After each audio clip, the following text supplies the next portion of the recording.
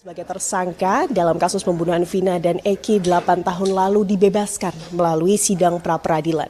Polisi terbukti menetapkan Peggy Setiawan sebagai tersangka tanpa dasar hukum yang sah. Setelah 49 hari ditahan di Mapolda Jawa Barat, Peggy Setiawan akhirnya dapat kembali menghirup udara segar. Kami sudah bersama dengan Peggy Setiawan, saudara, untuk mengajak Anda berbincang langsung pada hari ini. Selamat pagi, Mas Peggy. Selamat pagi, Assalamualaikum warahmatullahi wabarakatuh. Selamat pagi. Waalaikumsalam warahmatullahi wabarakatuh. Gimana Mas kabarnya hari ini? Alhamdulillah hari ini saya sehat, baik-baik saja dan sangat bahagia. 49 hari Mas ditahan di Mapolda Jawa Barat. Hal pertama yang kepikiran sama Mas Peggy untuk dilakukan setelah bebas ini apa sih Mas? Yaitu bisa bertemu keluarga, memeluk mama dan bapak. Seperti itu. Sudah ada rencana mau melakukan apa mungkin Mas setelah ini? Rencana yang paling penting itu adalah kumpul dengan keluarga, terus bercengkerama. Setelah itu saya pribadi ingin melanjutkan bekerja gitu aja. Ingin melanjutkan bekerja juga ya. Mas, ini kan kalau kita kembali ke belakang atau kilas balik ya Mas. Sebetulnya saat Mas Peggy ini ditetapkan sebagai tersangka pada tanggal 21 Mei kalau nggak salah ya Mas ya. Itu kan sebetulnya memang dari masyarakat dan juga berbagai pihak ini melihat atau menduga ada kejanggalan. Tapi ini kemudian bertambah kuat dugaannya setelah Mas Peggy dalam tanda kutip berani kemudian dalam konferensi pers Polda Jawa Barat kemudian berteriak begitu ya Mas ya, saya tidak bersalah. Saat itu apa sih yang ada di pikiran Mas Peggy, kenapa sampai harus melakukan hal tersebut? Waktu sebelum saya dibawa keluar itu, saya itu selalu berdoa meminta perlindungan sama yang di atas, sama Allah Subhanahu wa taala. Terus pas waktu dibawa saya itu tidak sama sekali tidak ada rencana atau tidak ada pikiran untuk bisa melawan, karena pikiran saya pasrah. Karena saya mungkin ini takdir saya harus menjalani hukuman yang tidak pernah saya lakukan, kesalahan yang tidak pernah saya lakukan. Terus pas sesampainya di bawah itu saya pas ketika si pihak kepolisian menerangkan bahwa saya pelaku utama, dalang utama dari semua ini pembunuhan, yang menyuruh untuk orang-orang lain untuk membunuh, dengan memperkosa, menusuk atau misalkan bahkan untuk melakukan kejahatan gitu lah. Hati saya terbesit. Nah, itu diperkuat ketika pihak kepolisian menunjukkan foto keluarga saya, foto mama, foto bapak saya, foto adik-adik saya. Itu muncul ke hati nurani saya benar-benar hancur, hati nurani benar-benar ngerasa ini keluarga saya benar-benar dihancurkan, dipermainkan, benar-benar nama baik keluarga saya dimatikan seperti itu. Jadi itulah yang membuat keberanian saya lebih muncul, karena saya tidak terima, karena mereka masih bisa meminta saya nggak apa-apa, mereka memfitnah saya nggak apa-apa, asalkan jangan keluarga saya, karena bagi saya keluarga saya itu sangat lebih penting dari segalanya. Gitu. Jadi kemarin itu murni spontan begitu ya Mas ya? Kemarin murni spontan, tidak ada sama sekali rencana, tidak ada sama sekali settingan. Itu murni spontan dari lubuk hati saya yang paling dalam, karena bagi saya keluarga saya adalah segalanya, dan saya tidak mau keluarga saya harus menanggung resiko apa yang tidak pernah anaknya lakukan gitu. Mas, ini cukup lama di Mapolda Jawa Barat, 49 hari kurang lebih ya Mas ya. Seperti apa sih di sana Mas? Mungkin boleh diceritakan Mas. Alhamdulillah di sana itu di dalam kondisi sangat baik sekali. Awal pertama masuk memang saya kan wajar diteriakin, terus dicemor, caci maki. Nah, seiring berjalannya waktu, beberapa hari kemudian mereka mulai pada baik sama saya, mulai pada ibadah sama saya, mulai mensupport saya, terutama para petugas-petugas. Mereka pada baik-baik sama saya, mereka sama sekali tidak menyentuh saya. Bahkan mereka membimbing saya untuk mengarahkan saya untuk lebih dekat kepada yang di atas, untuk bisa lebih banyak memperdalam agama saya, ngaji. Terus mereka juga selalu membimbing, selalu memberikan arahan-arahan yang baik kepada saya dan kepada semua warga binaan yang ada di dalam. Mas Peggy, mungkin boleh diceritain kembali Mas, kemarin itu sebetulnya proses penangkapan itu seperti apa? Mas Peggy mungkin sedang apa dan bagaimana prosesnya Mas? Proses penangkapan kemarin itu awalnya kan saya dikontrakan pas jam 9 pagi itu saya disuruh buat ke rumah dinas yang mantan bos saya tuh di Sesko. Nah, habis itu saya ke rumahnya, terus mereka tuh suami istrinya kerja sibuk, jadi di rumah nggak ada orang lagi. Di rumah sementara di rumah kan ada anak-anak kecil, anak mereka. Jadi saya di situ nungguin anak-anak mereka sambil menjaga mereka. Nah, sampai ibu dan bapaknya pulang kerja sore. Lalu setelah sore itu saya menjemput anaknya yang jemput sekolah di sekolahan itu. Terus kemudian sesampainya saya di sekolahan itu ada yang moto-moto saya, Mungkin itu adalah dari tim kepolisian. Namun saya tidak menyadari bahwa itu ada tim kepolisian. Saya pasrah karena saya mikir itu udah biasa gitu. Mungkin itu lagi iseng. Pas saya pulang dari situ udah nyampe ke rumah ibunya si ibu yang mantan bos saya itu. Tiba-tiba saya habis ambil wudhu langsung ditangkap. Siap. Seperti itu berarti ya kronologisnya kemarin ya Mas ya. Mas, Mas Peggy ini punya hobi nggak sih Mas? Hobi saya itu main PS. Main PS. Oke, artinya setelah ini apakah udah kangen juga nih sama PlayStation-nya? Udah mau main PS atau gimana nih Mas? Pasti, itu sangat dirindukan waktu di dalam. Jadi biasanya saya kalau misalkan malam itu pasti rutin main PlayStation. Kalau misalkan libur minggu rutin main PlayStation. Dan di dalam itu sama sekali saya tidak bisa melakukan itu. Jadi itu adalah hal yang paling saya rindukan. Salah satu. Berarti abis ini mungkin langsung main mau berapa jam nih Mas mainnya rencananya? Insya Allah itu mau sepuasnya gitu. Saya mau melampiaskan kekangenan saya itu tentang itu. Siap. Oke, Mas, setelah ini yang paling dekat apa kemudian rencana yang akan dilakukan Mas oleh Mas Peggy sendiri? Rencana yang paling dekat ini insya Allah saya bakal kembali beraktivitas seperti sedia kala. Mungkin ya mencari kerjaan yang baru lah, siap. Mas, tentunya dukungan dari masyarakat Indonesia tak henti-hentinya selama Mas Peggy berada di tahanan selama kurang lebih 49 hari. Ada yang mau disampaikan nggak Mas kepada masyarakat Indonesia khususnya yang selama ini mensupport Mas Peggy Setiawan? Saya mengucapkan banyak-banyak terima kasih kepada masyarakat Indonesia, kepada netizen, kepada tim media, kepada Presiden Joko Widodo dan Presiden terpilih Prabowo Subianto, serta para Kapolri, terus para Menteri, terus para Haji Deddy Mulyadi terutama, terus Bang Paniko, terus yang tim-timnya, tim Hercules, tim Grip, tim lain. Saya mengucapkan banyak terima kasih kepada mereka semua karena berkat bantuan mereka semua saya bisa berada di sini kembali, bisa kumpul bersama keluarga kembali. Seperti itu lebih. Terima kasih banyak Mas Peggy Setiawan atas waktunya bersama kami Kompas TV. Sehat selalu Mas, semoga lancar semua urusannya setelah ini dan selamat main PS ya Mas habis ini. Baiklah saudara, itu tadi Peggy Setiawan yang saat ini sudah dapat menghirup udara bebas dan tentunya akan melanjutkan aktivitas sehari-harinya dengan normal seperti biasa. Dari Bandung, Jawa Barat, Fida Alatas, Reza Pratama melaporkan.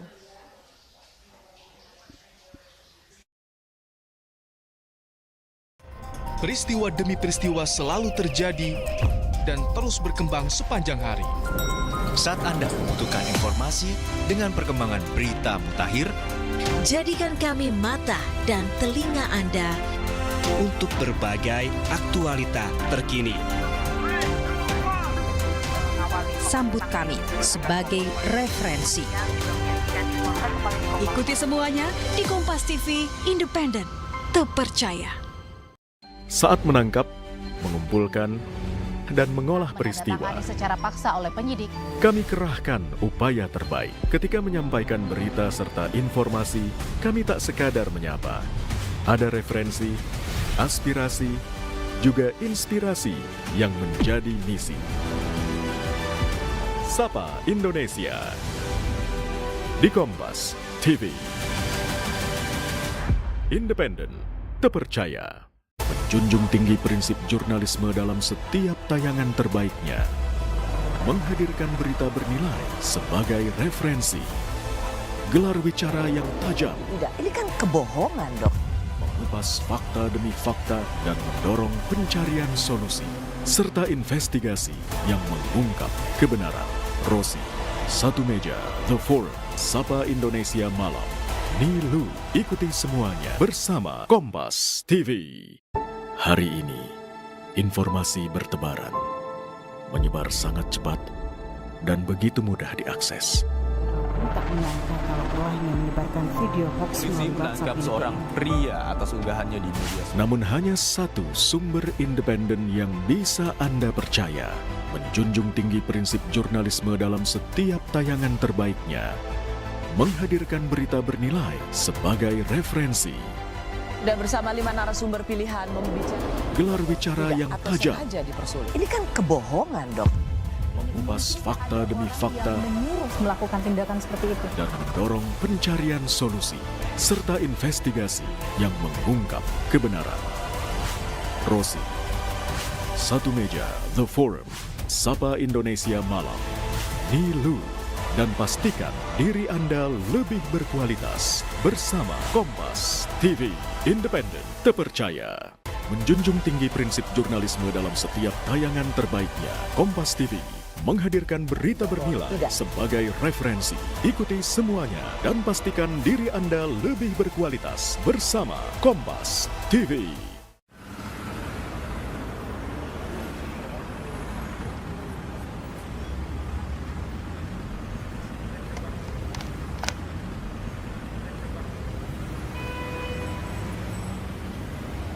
Para agen, sampaikan pesan, teman terpercaya.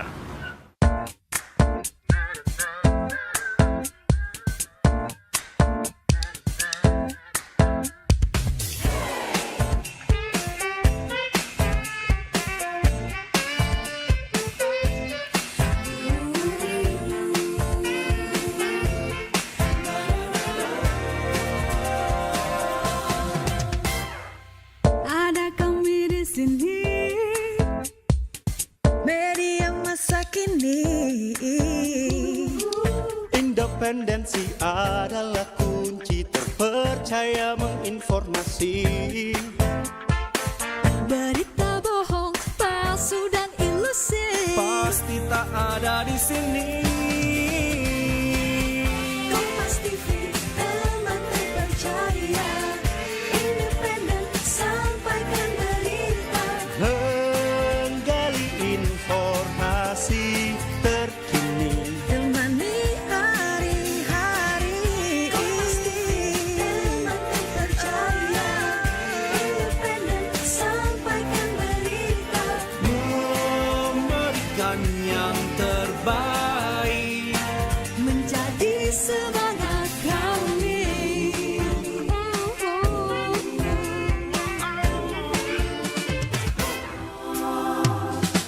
Ada kami di sini. Media masa kini. Berita aktual hingga komedi, tak perlu susah kau cari-cari.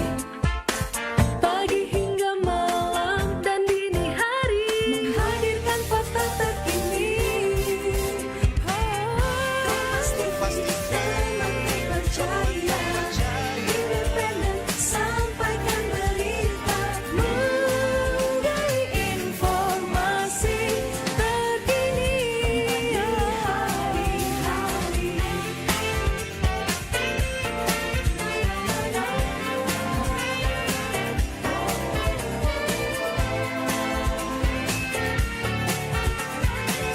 Kompas TV,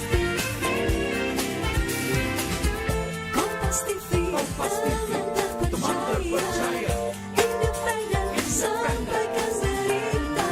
Menggali informasi terkini. Hari-hari.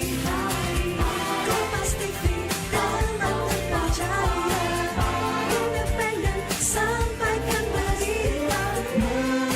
Memberikan yang terbaik. Terima kasih Kompas TV. Terima kasih Kompas TV. Terima kasih Kompas TV. Terima kasih Kompas TV. Terima kasih Kompas TV. Telah menjadi teman terpercaya Bagi kami, Kompas TV, independen, terpercaya.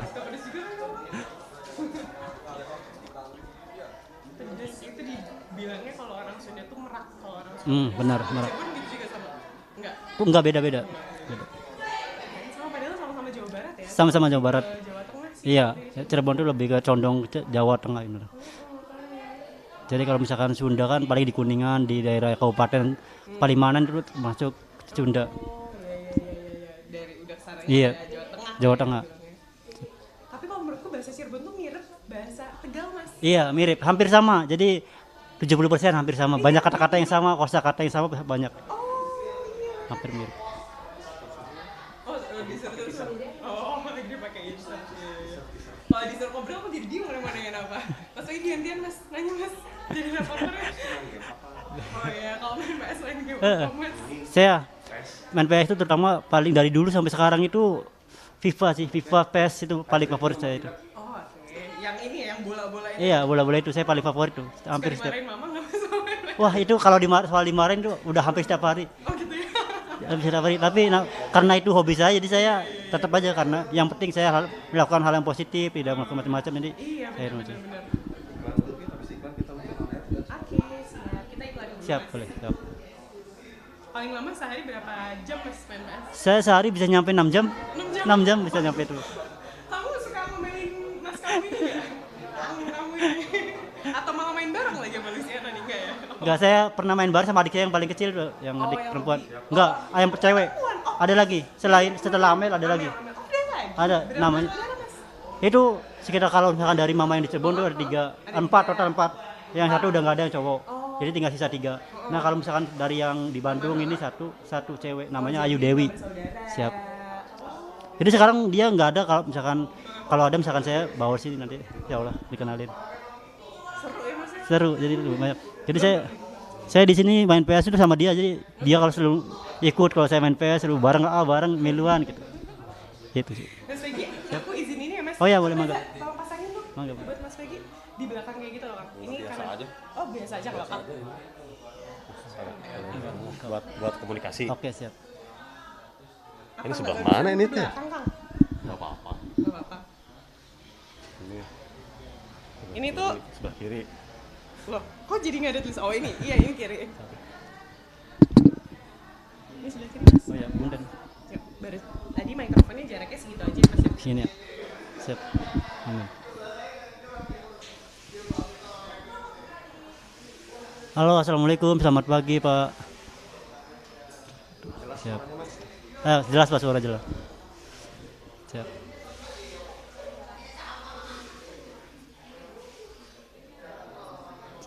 Bisa Bu, bisa.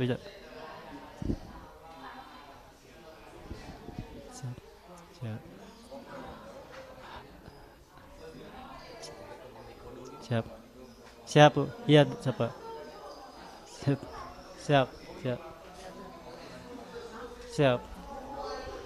Siap. Alhamdulillah. Sip, mantap. Siap Pak, siap. Kabulkan Hakim Peggy Setiawan dibebaskan oleh penyidik Polda Jawa Barat dalam kasus pembunuhan Vina dan juga Eki.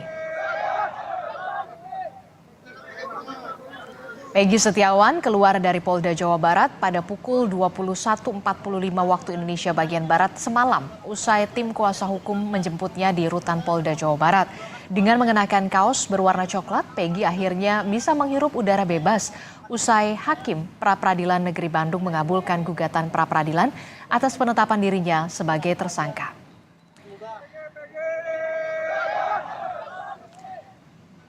Langsung saja kita akan berbincang dengan Peggy Setiawan pasca statusnya sebagai tersangka dalam kasus pembunuhan Vina dan Eki ini dinyatakan tidak sah oleh Majelis Hakim di Pengadilan Negeri Bandung, Jawa Barat. Selamat pagi, Assalamualaikum Kang Peggy. Selamat pagi Bu, Waalaikumsalam warahmatullahi wabarakatuh. Iya, Kang Peggy, ini kan setelah perjalanan yang cukup panjang, Anda sempat ditangkap dan juga diperiksa, kemudian juga sempat ditahan jadi tersangka dan akhirnya masuk pra-peradilan persidangan dan dibebaskan. Saya ingin tahu dulu, setelah Anda bisa menghirup udara bebas, apa yang ada rencana-rencana yang akan Anda lakukan setelah ini?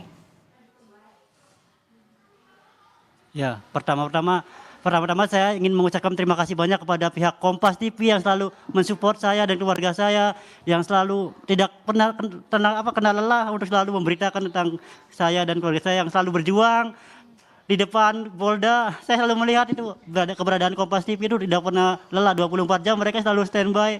Saya apresiasi banget dan saya sangat mengucapkan terima kasih banyak kepada pihak Kompas TV, pada semua reporter, semua wartawan yang bertugas tidak pernah lelah. Saya mengucapkan terima kasih banyak. Mungkin saya tidak bisa membalas kebaikan mereka, semoga Allah yang balas kebaikan mereka. Dan buat ibu keluarga dan serta kerabat yang di rumah, saya titip salam, semoga sehat selalu dan dipanjangkan umurnya, murahkan rezekinya dan disehatkan selalu badannya, amin. Amin. Untuk perihal soal tadi apa, maaf saya lupa. Setelah menghirup udara bebas, rencana apa yang ingin Anda lakukan setelah ini, Kang Peggy? Siap. Setelah bebas ini insya Allah rencana yang saya akan lakukan itu adalah kumpul dengan keluarga seperti yang sudah saya bicarakan bahwa saya ingin kumpul dulu bersama keluarga, lalu setelah itu saya ingin kembali melakukan aktivitas saya seperti sedia kala, bekerja dan melakukan aktivitas normal saya seperti sedia kala. Selain ingin bertemu lagi, berkumpul bersama dengan keluarga yang sempat tidak bisa dilakukan selama di tahanan begitu ya, Kang Peggy, termasuk juga beraktivitas kembali begitu. Apakah ada rencana nantinya akan bertemu dengan ibunda atau orang tua dari korban Vina untuk menjelaskan duduk perkaranya atau seperti apa? Adakah rencana untuk berkomunikasi atau bertemu dengan keluarga Vina? Siap.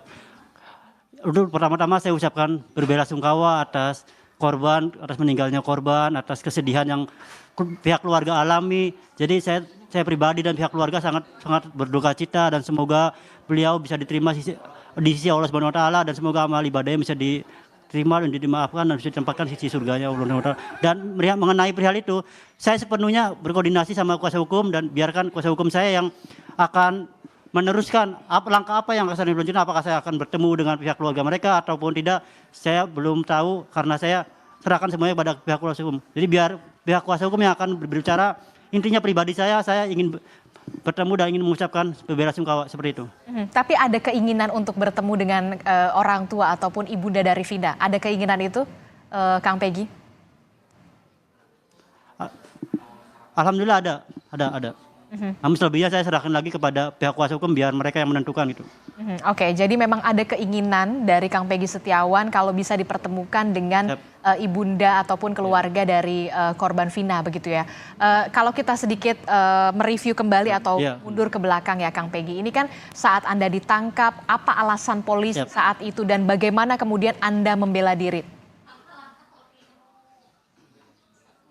Pada waktu itu polisi tetap berpegang teguh dengan keyakinan mereka bahwa saya ini terlibat dan dalang utama, pelaku utama sebagai pembunuh dan pemerkosa, dan yang mereka selalu mengatakan bahwa saya yang menyuruh orang-orang lain yang untuk melakukan pembunuhan itu. Namun keyakinan hati saya bahwa saya tidak bersalah, saya tetap membela diri saya karena saya merasa sama sekali saya tidak pernah melakukan kejahatan sekejam itu, dan bahkan untuk berpikir untuk melakukan menyakiti seorang saja saya tidak pernah sama sekali. Maka dari itu yang menguatkan diri saya, itu yang menguatkan mental saya untuk berani berbicara, berani menegakkan kejujuran dan keadilan. Sedikit mengingatkan kembali, pada saat Anda kemudian didatangi oleh polisi, Anda pada saat itu sedang berkegiatan apa dan alasan polisi pada saat itu, apa yang dikatakan polisi pada saat itu kepada Anda? Waktu pihak pertama kali penangkapan, saya itu dari awal nganter sekolah buat anak-anak mantan bos saya. Dia jemput sekolah, terus waktu itu tiba di sekolah, lalu saya udah jemput, dianterin ke rumah neneknya. Dan setelah sampai di rumah nenek itu, saya berbincang sebentar dengan pihak keluarga, terus pihak keluarga dari si anak itu. Terus tidak berselang lama, langsung ada pihak kepolisian nangkep saya, terus mereka langsung membawa saya. Ya tanpa berkata-kata mereka langsung membawa saya ke Polsek lalu ke Polda gitu. Tidak ada yang dikatakan oleh pihak kepolisian pada saat itu kepada Anda pada saat penangkapan itu atau membawa surat penangkapan atau semacam itu kepada Anda untuk dijelaskan mengapa Anda harus ikut ke kantor polisi pada saat itu? Ya, yang saya ingat mereka itu cuma ngomong bahwa akhirnya kamu bisa ketangkap selama 8 tahun DPO gitu. Jadi perihal surat penangkapan itu sama sekali tidak ada. Saya tidak melihat mereka menunjukkan surat penangkapan, tidak sama sekali. Jadi saya hanya mendengar, saya ingat mereka cuma mengucapkan kata-kata itu, lalu mereka langsung membawa saya ke Polsek. Setelah dari Polsek, mereka langsung membawa saya ke Polda.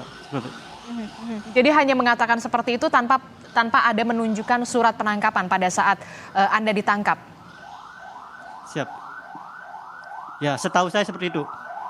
Oke, Anda mempertanyakan pada saat itu kepada pihak kepolisian mengapa saya ditangkap atau bagaimana? Ya, saya selalu mempertanyakan saya kenapa ditangkap Pak, namun mereka bilang bahwa kamu ini ya pembunuh gini. Jadi ya saya tidak bisa berkata-kata lain, saya hanya bisa diam dan ya saya pas BAP juga saya mengungkapkan isi hati saya karena saya tidak pernah melakukan itu, jadi saya membela diri saya karena saya merasa benar gitu. Pada saat pemeriksaan, Anda juga sudah mengungkapkan sebenarnya Anda tidak tahu menahu soal kasus ini bahkan. Siap. Benar. Saya selalu mengungkapkan seperti itu kepada penyidik, kepada pihak yang selalu nanya ke saya selalu mengungkapkan seperti itu bahwa saya pas kejadian itu ada di Bandung. Jadi posisinya gimana kalau misalkan dia tuduhkan bahwa saya di malam itu ada di Cirebon melakukan penusukan, terus saya yang menyuruh mereka melakukan pemerkosaan yang pelaku utama. Tapi itu gimana masalahnya? Sementara tubuh saya ada di Bandung. Masa iya saya langsung hilang ada di Cirebon itu? Saya selalu menekankan seperti itu. Tapi mereka tetap bersih teguh bahwa mereka yakin bahwa saya ini pembunuhnya gitu. Apa yang Anda katakan pada saat itu ketika penyidik mengatakan soal kasus ini? Jawaban Anda?